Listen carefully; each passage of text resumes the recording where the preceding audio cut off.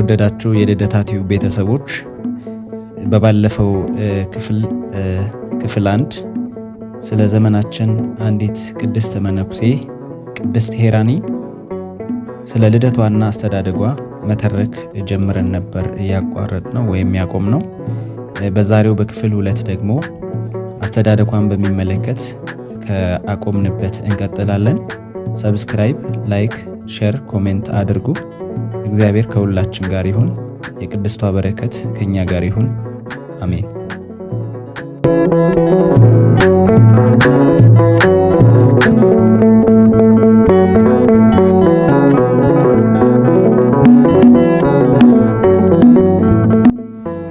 የፋውዚያ ሁለተኛ እህት የሆነችው ወይዘሮ ፋይቃ ያሳ ስለ ውድ እህቷ ጣማ ፌራኒ የቅድስና ሕይወት እንዲህ ብላ መስክራለች። ፋውዚያ ገና ከልጅነቷ ፈጣሪዋን በሙሉ ልብ የምትወድና ለወላጆቿም ታማኝና ታዛዥ ነበረች። ጸሎት፣ ጾም፣ ንስሐ፣ ማስቀደስና መቁረብ እንዲሁም የሰንበት ትምህርት ቤት ጉባኤያትን መከታተል በፍጹም የማይታጎል መሰረታዊ ስራዋ ነው። ለኦርቶዶክሳዊት ሃይማኖቷ ያላት ፍቅርና የቅብጥን ቤተክርስቲያን ክብር ለማስጠበቅ የነበራት ትጋት የተለየ ነበር። አንድ ጊዜ ትዝ ይለኛል። የጌርጋ ጠቅላላ ሆስፒታል ነርስ የሆነ ባል ያላት አንዲት ሴት ነበረች። ምንም እንኳን ቤተሰቧ የኦርቶዶክስ ሃይማኖት ተከታይ ቢሆኑም እርሷ ግን የነፍስ ድህነት The Salvation of the Soul የተሰኘ እምነት ድርጅት አባል ናት። በቤቷ በምታካሂዳቸው ጉባኤያት ምክንያት በአካባቢዋ የሚኖሩና ምንም የማያውቁትን ሰዎች ትኩረት ወደ ተሳሳተ እምነት መሳብ ጀመረች። ከዚህም አልፋ ወደ ጌርጋ አጥቢያ ቅዱስ ጊዮርጊስ ቤተክርስቲያን ሄዳ ካህናቱን በገንዘብ በመደለል በቤተክርስቲያን ውስጥ በየሳምንቱ ጉባኤ አዘጋጅታ የኑፋቄ ትምህርቷን ማስተላለፍ ጀመረች። ብዙ የእግዚአብሔር ቃል የጠማቸው ክርስቲያኖች እንዳለመታደል ሆኖ በእጇ ወደቁ። ከዕለታት አንድ ቀን እህቴ ፋውዚያ በዚህ የአካባቢውን ክርስቲያን ባጥለቀለቀውና ባሰጠመው ጉባኤ ላይ እንድትገኝ ጥሪ ደረሳት። ሄዳ ጉባኤውን ተካፈለች። በመጨረሻ ላይ ያች ሴት የዳናችሁ እጃችሁን አውጡ ስትል በመስማቷ እህቴ በጣም አዘነች። ከዚህ በኋላ የዚህ ጉባኤ ተካፋይ የሆኑትን ወጣቶች ቀርባ ጓደኛ በማድረግ ወደ ቤታችን እንዲመጡ ጋበዘቻቸው። እቤት ሲመጡ ስለ ትክክለኛዋና እውነተኛዋ ሃይማኖት አስተምራ በሴትየዋ የተሳሳተ ትምህርት ከመጠለፍ እንዲድኑ በአጽንኦት መከረቻቸው። ስለ ነገረ ድነትና ምስጢረ ንስሐ ከአባ መቃርስ አስተምሮ ጋር እያጣቀሰች አብራርታ ነገረቻቸው። አባ መቃርስ እስከ ሕይወቱ ፍጻሜ ድረስ በሰይጣን እንዴት እንደተፈተነና ሰይጣን በግልጽ እየመጣ መቃርስ አንተ ድነሃል ይለው እንደነበረ፣ ታላቁ አባት ግን አይ ገና ነኝ ገና አልዳንኩም ብሎ እንደሚመልስለትና በመጨረሻ ግን ነፍሱ ወደ ሰማያት ስታርግ አዎ አሁን ድኛለሁ እንዳለ ተረከችላቸው። በእምነቷ ጽናት ምክንያት ጸጋ እግዚአብሔር አልተለያትምና ብዙዎችን ከጥፋት ውሃ ወይም ከኑፋቄ መለሰቻቸው። ወደ እርሷ ትምህርት የሚመጡት ብዛታቸው በጨመረ ቁጥር የዚያኛው ጉባኤ ተካፋዮች ቁጥር ከዕለት ዕለት መመናመን ጀመረ። መናፍቋ ሴት ይሄ ቁጥር መመናመን የመጣው በፋውዚያ ትምህርት መሆኑንና ፋውዚያም ለምንኩስና እየተዘጋጀች መሆኗን ስትሰማ እንደ ሞኝ ቆጥራት የሰው ሁሉ መሳለቂያ ልታደርጋት ፈለገች። በሚቀጥለው ጉባኤ ላይ መናፍቋ ሰባኪት በገዛ ቤቱ ውስጥ እየሰበከች ክብር ምስጋና ለእርሱ ይሁንና ቅዱስ ጊዮርጊስ እንደ ማንኛውም ተራ ሰው መሆኑን በንዴት ተናገረች። የመላእክት ሕይወት የሆነውን የምንኩስናን ሕይወትም ወይም ሰማዕትነት የማያስፈልግ ነው፣ ቅዱሳን የሚባል ነገርም የለም ብላ በድፍረት ተናገረች። ወጣቷ ፋውዚያም ተነስታ ለእያንዳንዱ የክህደትና የስድብ ቃል ቀና የሆነ መጽሐፍ ቅዱሳዊ መልስ ትሰጣት ጀመረች። በዚህ ጊዜ ሴትየዋ ራሷን መቆጣጠር አቅቷት ተዝለፍልፋ ወደቀች። ፋውዚያም በጉባኤው ለተገኙት አያችሁ እርኩስ መንፈስ አድሮባታል፣ ታዲያ በርኩስ መንፈስ ልንመራ ወይም ቃል እግዚአብሔርን ልንሰበክ ይገባል እንዴ ብላ ጠየቀቻቸው። በዕለቱ አብሯቸው የነበረው የሰንበት ትምህርት ቤቱ ኃላፊ ቤታችን ድረስ ሄዶ ለፋውዚያ አክብሮቱን ገልጦላታል። የቤተ ክርስቲያኒቱ አገልጋይ የሆነው ቄስ ግን በዘመኑ ጣዖት በገንዘብ ተደልሏልና ፋውዚያን አወገዛት። ይህን ያዩ አብሯት የነበሩ ወጣቶች ፍቅረ እግዚአብሔር በውስጣቸው በመቀጣጠሉ አይዞሽ እያሉ አረጋጓት። እርሷም አባቴ ከዚህ በኋላ ይቺ ሴት ወደዚህ ቅዱስ ስፍራ ብትገባ ቅዱስ ጊዮርጊስ ያዝንብዎታል አለችው። ከዚያም ለእግዚአብሔር ቤት ቀናዬ ወደሆነ አባ ሐና ሰላማ የተባለ ቄስ ዘንድ ሄዳ ስታማክረው መጨነቅ እንደሌለባትና ለተከሰተው ችግር ሁሉ እርሱ ኃላፊነቱን እንደሚወስድ ነገራት። የዚያን ዕለት ሌሊት ላይ ቤተ ክርስቲያኑ በታላቅ ብርሃን ሞላ። የአካባቢው ነዋሪዎች ሁሉ ብርሃኑን ያዩና ድምፅ የሚሰሙ ነበር። ወደ ቤተ መቅደስ ሲገቡ ሰማዕቱ ቅዱስ ጊዮርጊስን አዩት። እርሱም ይቺ ሴት ከእንግዲህ በኋላ ወደዚህ ቤተ ክርስቲያን እንዳትገባ ብሎ ተናገረ። ይህ ታምር ከተፈጸመ በኋላ አባ ሐና ሰላማ ለፋውዚያ ያለው አክብሮትና ፍቅር ጨመረ። ተጨማሪ ቅዱሳት መጻሕፍትንም እየሰጠ እንድታነብና ይበልጥ እንድትጠነክር አደረጋት። ከሰጣት መጻሕፍት ውስጥ አንዱ በቅዱስ ያዕቆብ አልሳሩጂ የተጻፈ የቅዱሳንና ሰማዕታት ገድልና ውዳሴ ይገኝበታል። እንዲሁም ከቅዳሴ እንዳትቀር አዘውትሮ ያሳስባታል። አባ ጊዮርጊስ የተባለ የሊቀ መላእክት ቅዱስ ሚካኤል ቤተ ክርስቲያን አገልጋይ ብዙ ጊዜ ወደ ቤታችን ይመጣ ነበር። ይህ ካህን መመንኮስ እንደማይገባትና ከመነኮሰችም እንደሚያወግዛት ተናገራት። ፋውዚያ በሰማችው ማስጠንቀቂያ አዝና አምርራ አለቀሰች። አባ ሐና ሰላማም ይህን ሲሰማ እርሷን ለማረጋጋት ልዩ ጉባኤ አዘጋጅቶ ጠራትና ሁሉንም ለእግዚአብሔር እንድትተው እግዚአብሔርም የሚበጃትን እንደሚያደርግላት መከራት። አወግዝሻለሁ ያላት አባ ጊዮርጊስ በዚያው ሰዓት መጥቶ ሐሳቡን መቀየሩንና መመንኮስ እንደምትችል ነገራት። እንዲሁም በሥርዓተ ምንኩስናዋ ላይ ጸሎት ካደረጉላት ካህናት አንዱ እርሱም ነበር። ፋውዚያ ጸጋ እግዚአብሔር ያደረባት ገና ከልጅነቷ ነበር። ከቤተሰቡ ሁሉ መርጦ ብቻም አልተዋትም። ወርቅ በእሳት ይፈተናል እንዲሉ ሕይወቷን ሁሉ እንደነጠረ ወርቅና እንደ ውድ ዕንቁ አከበራት እንጂ በጾመ ፍልሰታ እህል የምትቀምሰው በቀን አንድ ጊዜ ሲሆን እሱንም በጣም አምሽታ ዳቦ በጨው ብቻ ነው። ከዚህ ውጪ ምንም አትቀምስም። አንድ ቀን እናቴ ፍራፍሬ ቆርጣ እንድትበላ ስትሰጣት መጥፎ ሽታ አለው፣ ምናልባት ሳይበሰብስ አይቀርም ብላ መለሰችላት። እንዲሁም ወደ ቤተ ክርስቲያን ካልሄደች በስተቀር ሱባኤዋን የምታሳልፈው በክፍሏ ሆና ከማንም ሳትተያይ ነው። ብዙ ጊዜዋን ጌርጋ በሚገኘው ቅዱስ ማርቆስ ቤተ ክርስቲያን ከጓደኞቿ ጋር ታሳልፋለች። በተለይ በአጽዋማት ጊዜ በየዕለቱ እየተገናኙ በተመስጦ በመጸለይና በዝማሬ ጊዜያቸውን ያሳልፋሉ። ከዚያም ቤተ ክርስቲያኑን አጽድተው ወደ ቤታቸው ይመለሳሉ። በተለይ ቤተ ክርስቲያኑን በማጽዳት ሥራ ቋሚዎቹ እነርሱ ነበሩ። ይህን አገልግሎት በይበልጥ እንዲገፉበት የሆነው ገና ማጽዳት በጀመሩበት ዕለት ባገኙት ታላቅ በረከት ነው። ቤተ ክርስቲያኑን የማጽዳቱን ሐሳብ ያቀረበችው እህቴ ነበረች። የሐሳቧ መንስኤም ለዚህ ተግባር የተሰማራው ቄስ ደካማ ሽማግሌ በመሆኑና የሚረዳው ሰው ስለሌለ ነው። ቤተ ክርስቲያኑ አቧራ ከመልበሱም ሌላ የሸረሪት ድር በየቦታው ይታይ ነበር። በዚያ በመጀመሪያው የጽዳት ቀን እርሷና ጓደኞቿ ያንን ሁሉ ቆሻሻ በማጽዳት ሲደክሙ ነበር የዋሉት።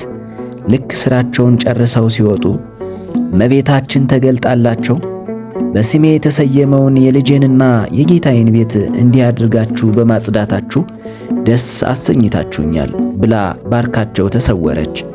ከዚያን ጊዜ ጀምሮ የጽዳቱ ሥራ በየሳምንቱ ቀጠለ። የሚሰሩትም በፍጹም ትጋትና ፍቅር ነበር። አንዳንድ ጊዜ እኛን ታናናሽ እህቶቿንም ሚዛን ትሄድና በጸሎቱና በጽዳቱ ታሳትፈናለች። ለሁላችንም የሥራ ኃላፊነት ትሰጠን ነበር። በምታደርገው የሥራ ክፍፍል የአስተዳደር ችሎታዋን ተገንዝቤበታለሁ። ይህም ከብዙ ጸጋዎቿ አንዱ ነው። ሌላው ጸጋዋ ደግሞ ገና በወጣት ዕድሜዋ በንግግሯ ከአረጋውያኑ በበለጠ ሁኔታ ሰውን የማሳመን ችሎታዋ ወይም አንደበተ ርቱዕነቷ ነው። ለምሳሌ ልጇ የሞተባት ጎረቤታችንን ማንም ሊያጽናናት ባልቻለበት ሰዓት ፋውዚያ በየዕለቱ ወደ ቤቷ ተመላልሳ ከመጽሐፍ ቅዱስ ቃል እያጣቀሰች በመምከር ፍጹም አረጋግታታለች። ሀብተ ትንቢትም ተሰጥቷታል። ይህን ጸጋ የሰጣትን ፈጣሪዋን በደስታ ታመሰግናለች። አንድ ቀን ቤተ ክርስቲያን እያጸዳን ሳለን ቶሎ ቶሎ በሉ ወደ ቤት እንሂድ፣ አረጋዊቷ ጎረቤታችን የልጇን ልጅ ልካ ታስጠራኛለች አለችን። ይህን ካለች ከግማሽ ሰዓት በኋላ ወደ ቤት እንደተመለስን በራችን ተኳኳ። ስንወጣም እንዳለችው መልእክተኛዋ ልጅ ፋውዚያን አያቴ ስለምትፈልግሽ እባክሽ ቶሎ ነይ አለቻት። ሁላችንም ተደነቅ። እንዴት ቀድመሽ አወቅሽ ስንላት ትሕትና በተሞላ አነጋገር ሰይጣን ነው ይህን ያደረገው፣ ምክንያቱም ለቀጣይ ዱላው መቻችለት ዘንድ ራሴን ከፍ ከፍ እንዳደርግና በትዕቢት እንድጠመድ ሲዘይድ ነው አለችን። ታላቁ ሰማዕት ቅዱስ ጊዮርጊስ። እናት ሄራኒ ቤተሰቧ ከሊቀ ሰማዕታት ቅዱስ ጊዮርጊስ ጋር ያለውን ወዳጅነት ስትናገር እናቴ ከሰማዕቱ ጋር ያላት ወዳጅነት እጅግ ልዩ ነው። በበዓላት ቀን ብቻ የምትጠቀምበት አንድ ትልቅ የአንገት ሐብል ነበራት። በአስፈላጊው ሰዓት ከተጠቀመችበት በኋላ ወዲያው አውልቃ ቦታው ትመልሰዋለች። አንድ ቀን ግን ሥራ በዝቶባት ስለነበረ ጊዜ አግኝታ ቦታው እስክትመልሰው ድረስ አውልቃ አጠገቧ የነበረ የትራስ ልብስ ላይ አኖረችው። የጽዳት ሠራተኛዋ መጥታ የሚታጠበው ልብስ ጠቅልላ የቤቱ የላይኛው ክፍል በረንዳ ላይ ስታስቀምጥ ወርቁ ሾልኮ ወደቀ። መውደቁን ያየ ሰው ግን አልነበረም። እናቴም ጉዳዩን ጨርሳ ወርቋን ወደ ቦታው ለመመለስ ስትፈልግ አጣችው። ከሠራተኞቿ አንዳቸው እንደወሰዱት በማሰብ እንዲመልሱላት ያደርግ ዘንድ ወደ ቅዱስ ጊዮርጊስ ጸለየች። አባቴ ከሥራ ሲመለስ ምንም እንኳን እናቴን ንዴቷን ላለማሳየት ብትሞክርም ከሁኔታዋ ተረድቶ ምን እንደሆነች ጠየቃት። ውድ የሆነ የአንገት ወርቋ እንደጠፋባት ስትነግረው ቀለል በማድረግ ብዙም እንዳታዝን አሳሰባት። እርሷም በሙሉ መተማመን ቅዱስ ጊዮርጊስ ያመጣዋል ስትለው ቅዱስ ጊዮርጊስ ለእንደዚህ ያለ ተናገር ጊዜ ይኖረዋል? ይልቁንም ወርቁን ያገኘው ሰው ምናልባት እግዚአብሔር ለችግሩ ሊደርስለት የፈለገው ይሆናል አላት። በዚህ ንግግር ላይ ያሉ ቤቱን ጥዑም መዓዛ ያለው የዕጣን ሽታ አወደው። ወዲያው ቅዱስ ጊዮርጊስ የወርቁን ሐብል ወደ ሁለቱ ሲወረውርላቸው ተመለከቱ። የፈዩሙ ሊቀ ጳጳስ አባ አብርሃም መፍቀሬ ነዳያን። መፍቀሬ ነዳያን የሆነው የፈዩሙ ሊቀ ጳጳስ አባ አብርሃም ከቤተሰቧ ጋር ያለው ልዩ ቅርበት በቤታችን ውስጥ ጠረጴዛ ላይ የምናስቀምጠው የአባ አብርሃም ትልቅ ቅዱስ ስዕል አለ። ብዙ ጎረቤቶቻችንና እናቴን ቤተ ክርስቲያን የሚያውቋት የቤት እመቤቶች ሁሉ በየቤቱ እየሄዱ የመጠያየቅ ልምድ ነበራቸው። በዚህ የጉብኝት ጊዜያቸው የሚያደርጉት ውይይት እናቴ ከማንኛውም አይነት የሐሜት ወሬ ራሷን ለማራቅ ትሞክራለች። የምንኖርባት ከተማ አነስተኛ በመሆኗ አብዛኞቹ ነዋሪዎቿ ይተዋወቃሉ። በአንድ ዕለት እንደተለመደው እኛ ቤት ተሰብስበው ሳሉ አንዷ ወይዘሮ ስለ አንድ ቤተሰብ መናገር ጀመረች። ሌሎቹም ቀጠሉ። ስለ ሰው የምትጨነቀው እናቴ ግን ስሜታቸውን በማይጎዳ ሁኔታ እንዴት ልታስቆማቸው እንደምትችል ማሰብ ጀመረች። ከአንዴም ሁለቴ በተዘዋዋሪ መንገድ ከሐሜቱ ልትገታቸው ብትፈልግም አልተረዷትምና ሳይሆንላት ቀረ።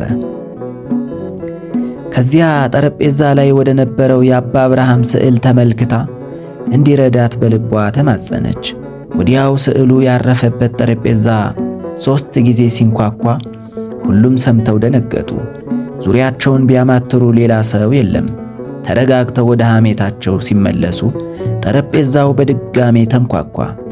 አሁን ግን ስዕሉ ተንቀሳቅሶ የአባ አብርሃም እጅ ከፍሬሙ አልፎ ሲወጣ ተመለከቱ። ድርጊታቸው ትክክል አለመሆኑን ለመግለጽ ጠረጴዛውን በጣም መታው። ጉዳዩ ግልጽ ስላልሆነላቸው ግራ ተጋቡ። እናቴም እንደ እውነቱ ከሆነ ሰው እያማን ነበር፣ ይህም ፍጹም አግባብ አይደለም፣ ሰዎችን ልናማቸው ሳይሆን ልንጸልይላቸው ይገባናል አለቻቸው።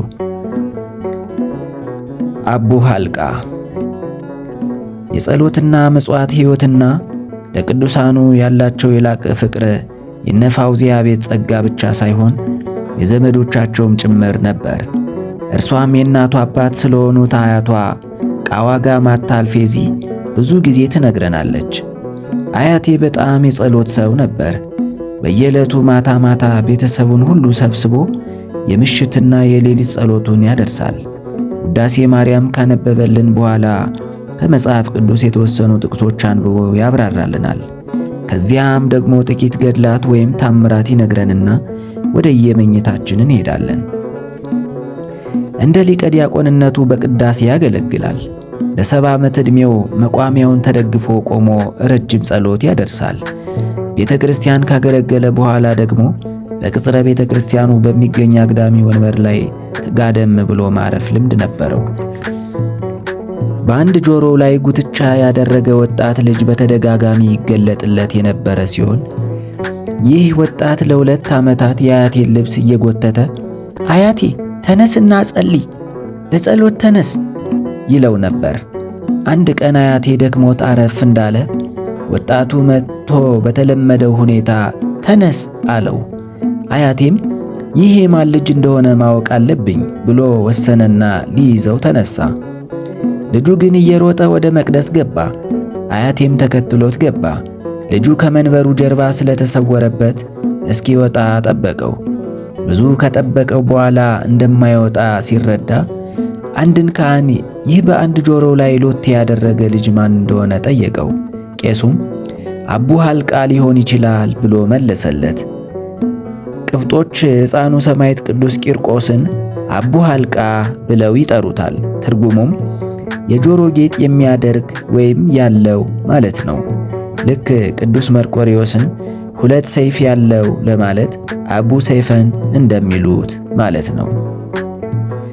አያቴም በድንጋጤ ቁጭ ብሎ አለቀሰ። የጌታዬ ሰማዕት እባክህ ይቅር በለኝ እያለ ለ3 ቀናት በጾምና በጸሎት ቆየ። በአራተኛው ቀን ሕፃኑ ሰማዕት ቅዱስ ቂርቆስ ተገልጦ እንዳስለመደው አያቴ ተነስ ጸልይ አለው። አያቴም የጌታዬ ሰማዕት እባክህ ይቅር በለኝ አንተን በማሯሯጥ ስህተት ፈጽሜያለሁና አለው። ሕፃኑ ቅዱስ ቂርቆስም ይቅር ብዬሃለሁ አያቴ አለው። ከዚህ በኋላ እስከ አያቴ ዕለተ ዕረፍት ድረስ እንዳስለመደው እየመጣ ለጸሎት ያስነሳው ነበር። ከሕፃኑ ቅዱስ ቂርቆስ ጋር ወዳጅነቱን ያጠነከረው አያቴ ለታመሙ ወገኖቼ ሁሉ ፈውስን ለምንላቸው እያለ ይጠይቀው ነበር። ሕፃኑ ቅዱስ ቂርቆስም እንዲህ በተጠየቀ በማግስቱ ፈውስ የጠየቅለት ሰው ተሻለውን ወይስ ከዚች ምድር በሞት ተለየ ብሎ ይጠይቀዋል። ሰውየው አርፎ ከሆነም ይህ ፈቃደ እግዚአብሔር ነው ብሎ ያጽናነዋል። በልጅነቴ ከአያቴ ጋር ሆኜ የሚያደርገውን ሁሉም መለከትና አከታተል ነበር። መልካም ግብሩም እስካሁን ውስጤ ታትሞ ቀርቷል። የራሱ የሆነ ቦታ ያለው ለሕንፃ መሳሪያ የሚውል እንጨት ነጋዴ ነበር። ልጆች ሆነን ከእህቶችና ወንድሞቼ ጋር ወደ ሥራ ቦታው እንሄዳለን። ሲመሽ አሞ ሙሳ የተባለውን የታክሲ አሽከርካሪ ጠርቶ ወደ ቤቱ ሰዳቸው ይለዋል። እኔ ግን አብሬህ እቆያለሁ ብዬ ስለማስቸግር ይፈቅድልኝና ከእርሱ ጋር አምሽቼ አብረን ወደ ቤት እንሄዳለን። አብሬው ሳመሽ የሚሰራውን ነገር ሁሉ ስለምከታተለው ያየሁትን ለማንም እንዳልናገር ቃል አስገብቶኛል። አያትሽ የት ቆይተሽ መጣሽ ብትልሽ ምን መልስ ትሰጫታለሽ ሲለኝ እኔ እንጃ እላታለሁ ብዬ እመልስለታለሁ። እርሱም ይሄማ ዋሸሽ ማለት ነው፣ የምታውቂውን ነገር እንዴት እኔ እንጃ ትያለሽ?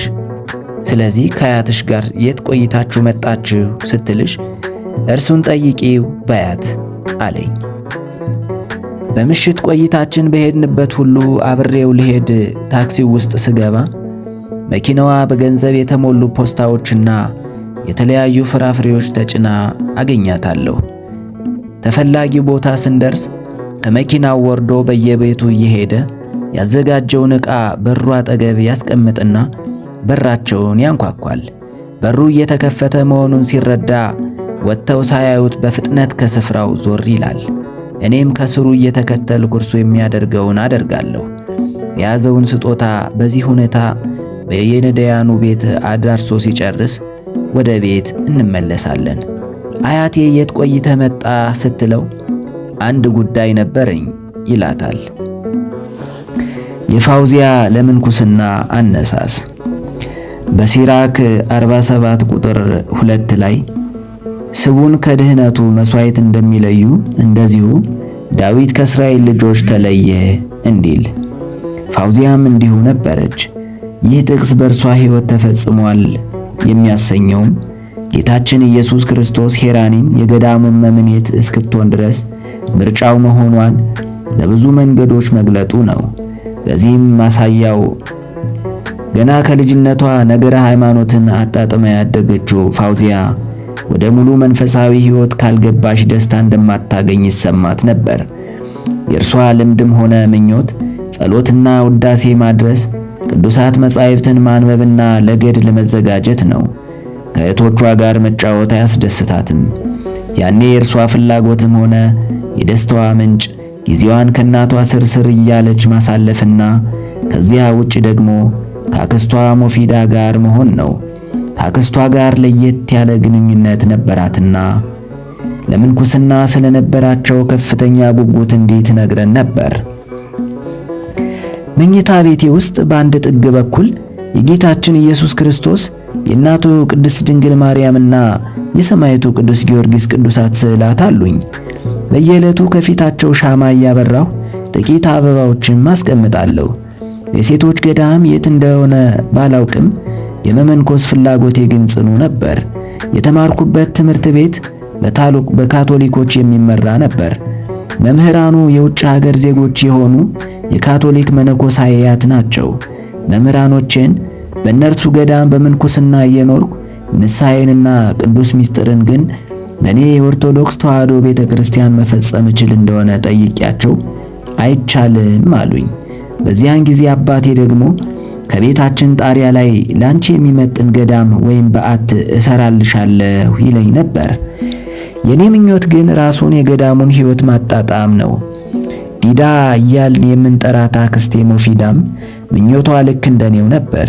እርሷ በዕድሜ ከኔ ትንሽ ብትበልጥም ጊዜያችንን እንደ ልጆች ተጨዋውተን ያሳለፍነው ራሳችንን እያመነኮስን ነበር። ይህ ጨዋታችን የሚጠይቀው መላካዊ የሆነውን የምንኩስና ሕይወት ምን ያህል እናፍቅ እንደነበረ ነው። በመጀመሪያ ትልቋ ከመነኮሰች በኋላ ትንሿ ደግሞ እንደምትከተል ተስማምተናል። አክስቴ ዲዳ ውብ ልጅ ነበረች።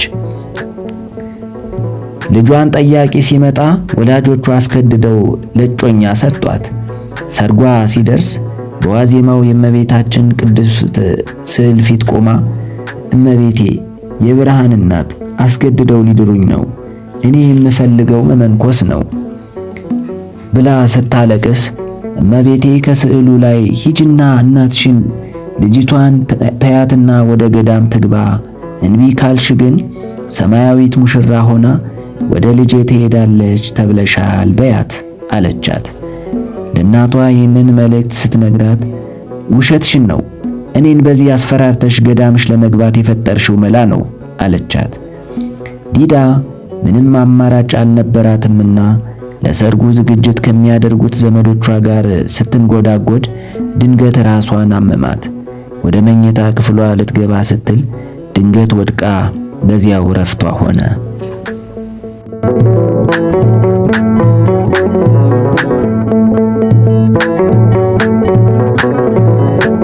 ክፍል 3 ይቀጥላል። ይቆየን።